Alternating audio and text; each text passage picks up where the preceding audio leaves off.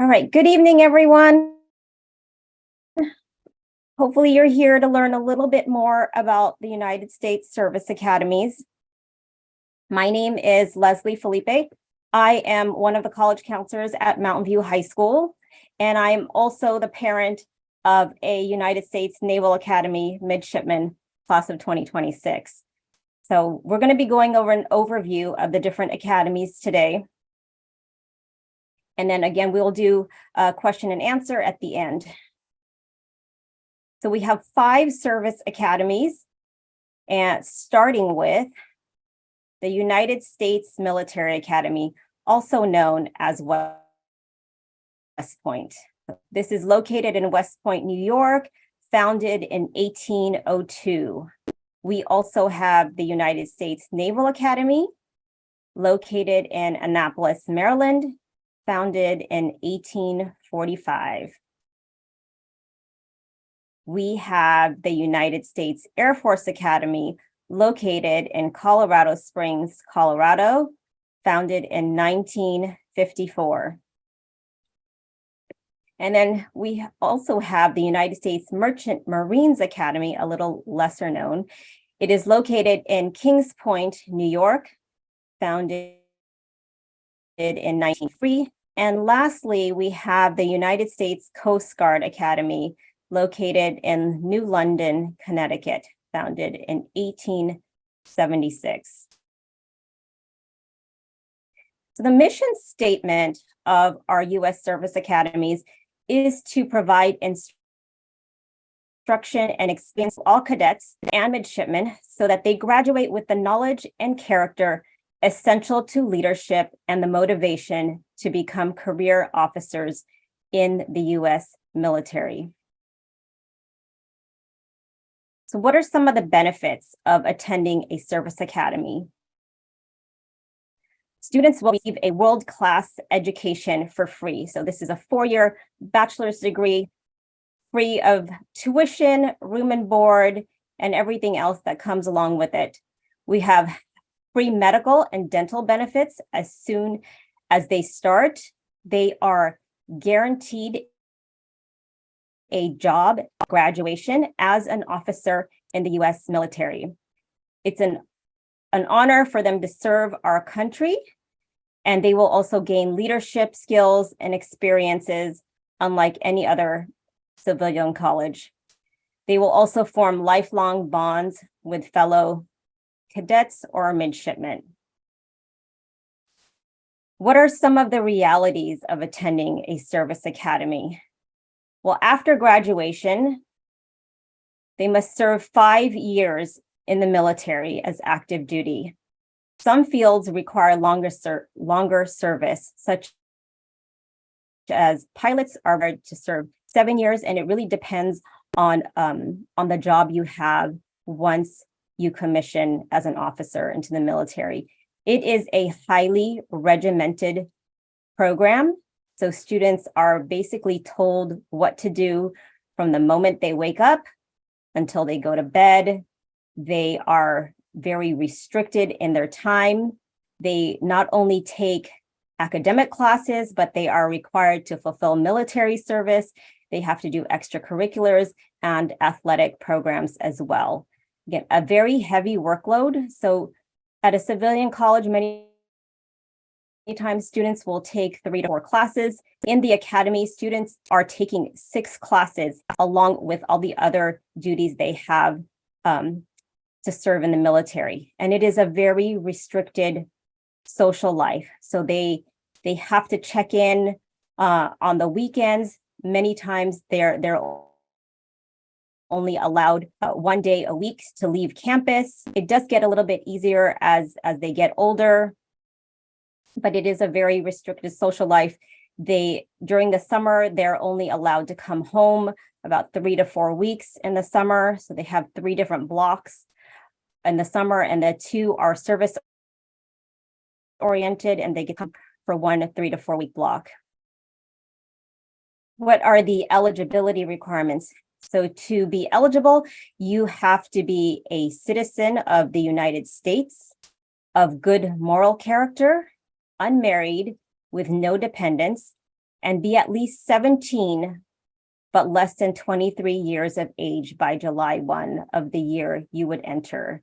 So every student who goes into a service academy has to serve 4 years in the academy, regardless of if they went to a previous college. So some students who maybe aren't admitted the first year will go to a civilian and reapply the following year. So even though they have a year of college under their belt, they still have to serve 4 years in the academy. So when my son entered the United States Naval Academy, the superintendent of the Navy came and talked to all the parents and already gave the graduation date. And it is 4 years, no more, no less. So how do they select students? So service academies are looking for the best and brightest the nation has to offer. They are looking for well-rounded individuals, particularly in the following areas: leadership. So many of these students are going to be class presidents, Eagle Scouts, captains of their athletic teams. Academics is also looked at. So students are taking a very rigorous course load. I'll talk a little bit more about academics, athleticism, and physical fitness. So again, students are many times varsity athletes. There is a physical fitness test that the students have to complete before they enter. I'll go over that again in another slide. Dedication. They are looking for students who are dedicated to their activities, a desire to serve others. So volunteer work look very favorably upon, an ability to accept discipline, a sense of duty and morality. Students also have to receive a nomination. I will go over that in more detail as well. And they have to be medically qualified. So there is a very extensive medical history that they look at, as well as a medical exam that they have to complete before getting their nomination. Academic preparation. So students should be taking a rigorous college preparatory curriculum with honors and AP classes. Students do have to take the SAT or ACT, and my suggestion is that they leave room to take it a second time because test scores are required. I know a lot of colleges right now are test optional and test blind. Your military programs do require test scores, and I've listed the minimums and averages here for you to see. So you can see the minimum SAT for the academies are going to be a 500 verbal and 500 math. And the average scores are going to vary from academy to academy, but you can see the averages are going to be 540 to 620 for verbal, 630 to 710 for math. And I've also listed minimum ACT and average ACT scores in the different categories. Now, they don't care if you take the ACT or the SAT, either one works, okay? And then also every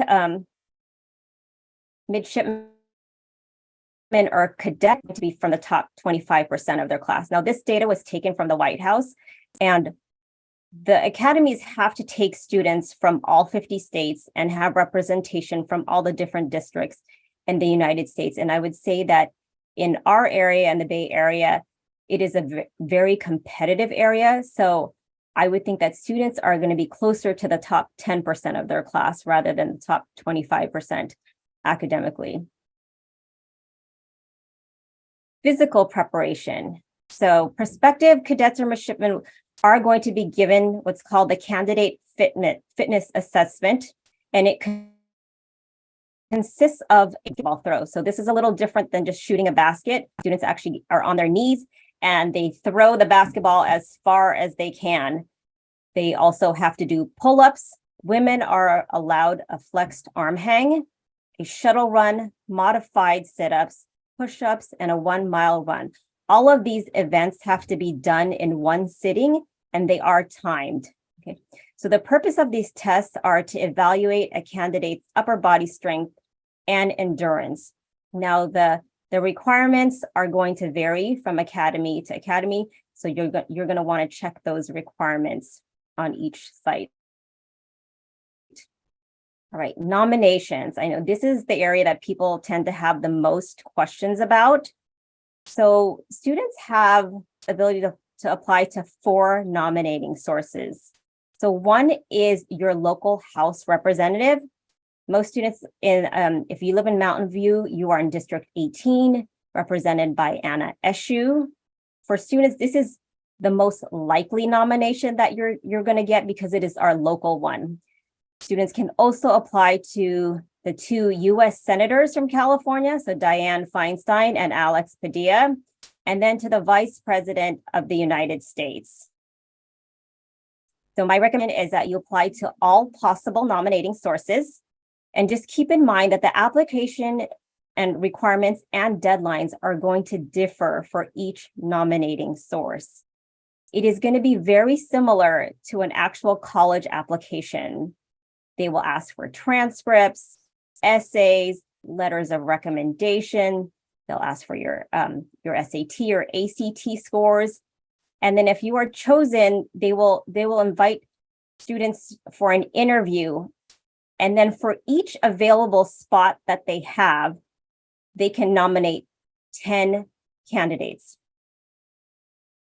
So each member of Congress is allowed to have 5 representatives at any given time. So that's over 4 years. They can have 5 students in each academy. That means there's only 1 to 2 openings each year. So again, a nomination does not guarantee a selection into the service academy. So when the member of Congress nominates their 10 students, they get forwarded to the academy, and then the academy chooses which one of those 10 to admit. So the U.S. Coast Guard Academy is the only one that does not require a nomination for admission. And then the U.S. Merchant Marines Academy will accept nominations from congressional representatives outside of your district. So it doesn't have to be from Anna Eshu. You can get it from someone else. Size and admit rates for each academy. So your larger academies are going to be the U.S. Military Academy or West Point, Naval Academy, and the Air Force Academy. It's a little over 4,000 students for each of those. And you can see the admit rates are pretty low, anywhere from 9 to 12%. And then your Merchant Marines and Coast Guard academies are roughly around 1,000 students. And you can see they're still selective, but not as selective as the other 3. And this data was from the 21-22 academic year. So while these academies are very selective, they are at least very transparent in what they're looking for. So again, academics, leadership, and service are going to be your key areas that they're looking at for admissions. So I did link websites for each of the academy applications. The thing you want to keep in mind is that these applications will open up the summer before senior year.